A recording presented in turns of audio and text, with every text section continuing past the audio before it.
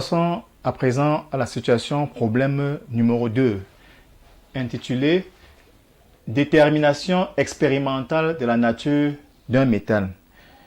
Je vais lire rapidement l'énoncé afin que nous imprégnions. Dans le laboratoire d'un lycée de la place, deux élèves, Paul et Alain, trouvent un métal. Ils engagent une discussion sur la nature de ce métal. Afin de les départager, le professeur réalise alors une expérience dans laquelle il éclaire une cellule photoémissive par un faisceau lumineux monochromatique de longueur d'onde lambda et on mesure le potentiel d'arrêt U0 de la cellule. Il répète l'opération en utilisant diverses radiations et obtient les résultats du tableau ci-après dans le document numéro 1. Le document 1 est un tableau dans lequel nous avons les valeurs des longueurs d'onde des radiations utilisées pour éclairer la cellule et les valeurs des potentiels d'arrêt pour chaque longueur d'onde. Nous continuons la lecture de l'exercice. Par ailleurs, Paul et Alain trouvent dans la boîte contenant le métal les informations relatives au métal utilisé, données par le document 2. Le document 2 nous présente les différents métaux avec leur longueur d'onde de seuil. Tâche. À partir d'un raisonnement logique et en exploitant les documents 1 et 2, aide Paul et Alain à retrouver la nature du métal trouvé. Bien. Il est donc question ici de trouver la nature du métal. Pour cela, à partir des données, c'est-à-dire documents 1 et 2, dans le document numéro 1, nous nous rendons compte qu'on nous donne la tension d'arrêt pour différentes radiations de longueur d'onde données. Le document 2 nous donne la longueur d'onde C de certains métaux. Cela donc nous amène à comprendre que pour aider les deux camarades, il faudra, dans un premier temps, déterminer la longueur d'onde C du métal à partir du document numéro 1 et se servir ensuite du document 2 pour avoir la nature du métal. Donc, devant chaque exercice sur les compétences, il faut bien lire les données, bien lire les documents. Ce sont ces données et ces documents qui nous amènent à trouver la méthode par laquelle, le raisonnement par lequel il faudra donc passer pour répondre au problème, pour trouver la réponse à la situation problème. À partir du document numéro 1, nous allons tracer le graphe de la relation U0 égale à F de 1 sur lambda.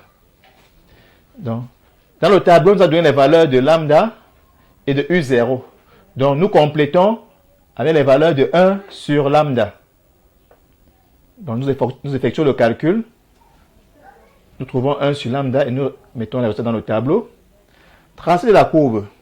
Ici, il n'a pas été précisé une échelle.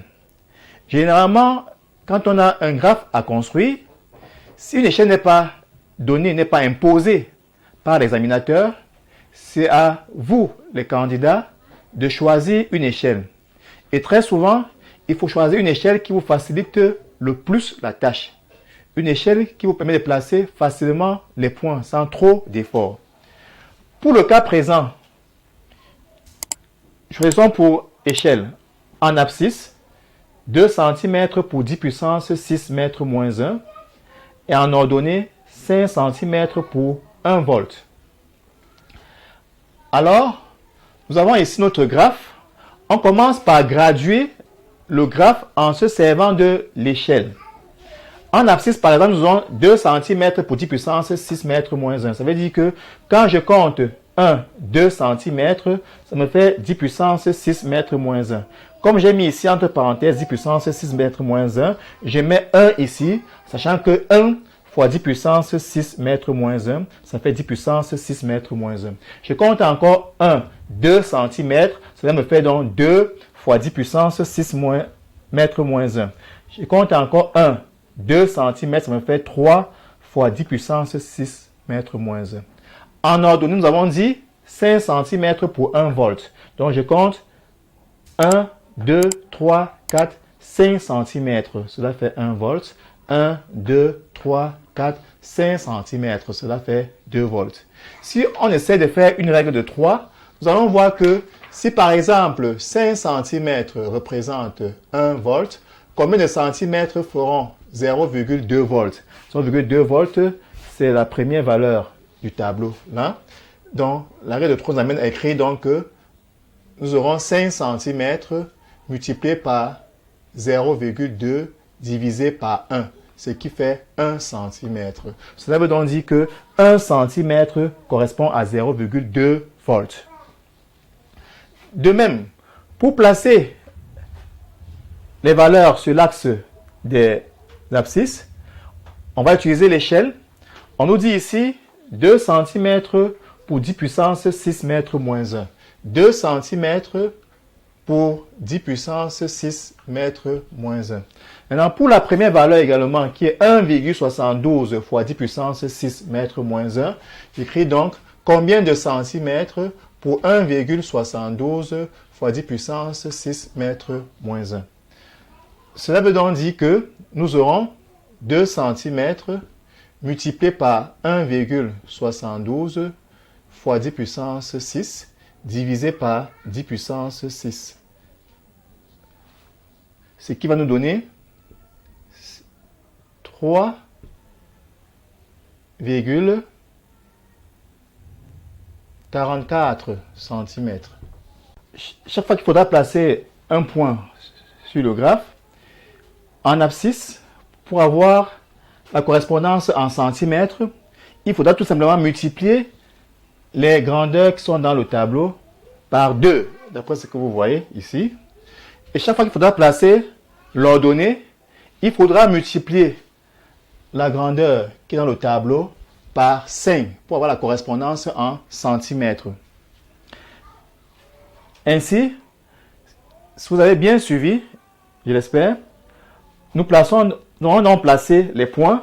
Vous voyez 1,72 fois 10 puissance 6 mètres moins 1 à 0,2 volts.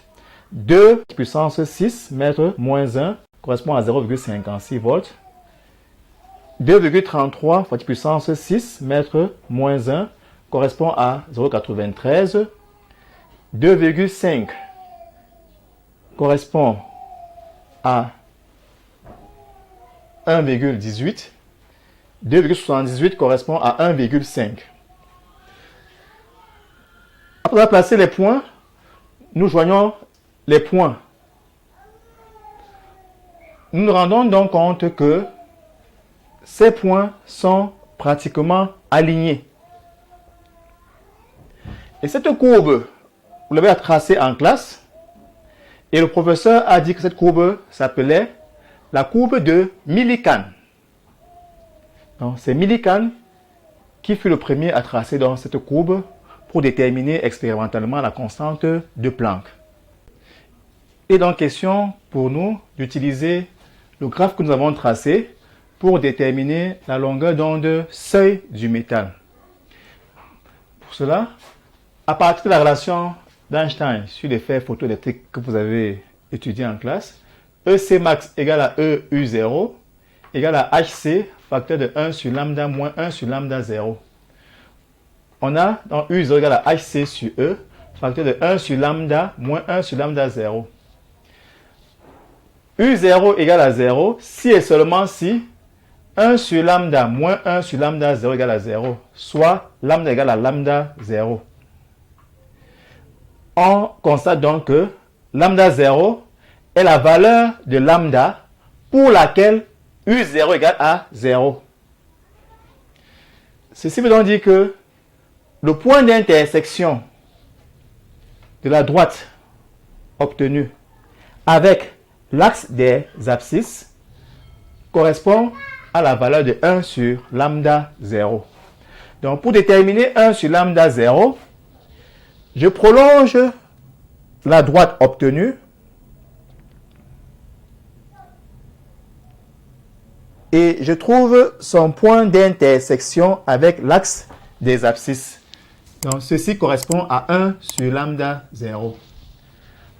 Calcul de 1 sur lambda 0. Je mesure la longueur correspondant à 1 sur lambda 0. Nous avons dit dans l'échelle que nous avons 2 cm pour 1 fois 10 puissance 6 mètres à la puissance moins 1. Donc, lorsque je mesure, nous avons ici 1, 2 cm, 3 cm. Donc, on prend la règle, on mesure la longueur correspondant à 1 sur lambda 0. Nous trouvons donc 3,1 cm. Cela veut donc dire que si, d'après notre échelle, nous avons 2 cm pour 10 puissance 6 mètres à la puissance moins 1, alors 3,1 cm, nous avons obtenu là, correspond à 1 sur lambda 0. La règle de 3 nous permet d'écrire 2 fois 1 sur lambda 0 égale à 3,1 fois 10 puissance 6. C'est ce qui est écrit là. Et de cette relation, on tire lambda 0 égale à 2 sur 3,1 fois 10 puissance 6, qui donne approximativement 0,645 fois 10 puissance moins 6. Donc, lambda 0, 645 fois 10 puissance moins 7 mètres, ou encore 645 nanomètres approximativement. D'après le document 2 que vous avez à la maison sur votre fiche, pour le métal césium, la longueur d'onde de seuil est 660 plus ou moins 40 nanomètres. C'est-à-dire que la longueur d'onde seuil du césium est dans l'intervalle de confiance 620 nanomètres, 700 nanomètres. Comme la valeur trouvée précédemment, 645 nanomètres, est dans cet intervalle de confiance, vous voyez bien que 645 nanomètres est bien dans l'intervalle 620 700 nanomètres. Cela veut donc dire que le métal trouvé par nos deux élèves est le césium. Bien, chers élèves, nous sommes arrivés au terme de notre séquence sur l'évaluation des compétences. Si vous avez aimé ce que je vous ai présenté, n'oubliez pas de partager, de liker et surtout de vous abonner. Et surtout, sachez que dès la rentrée prochaine, vous aurez le bord virtuel de physique en terminale C et en première C. Soyez donc très nombreux dès la rentrée à vous acquérir ce précieux document. Je vous remercie et surtout, bonne chance pour votre examen qui commence le 8 juin 2021 dès 8h00. Soyez à l'heure au centre d'examen. Merci.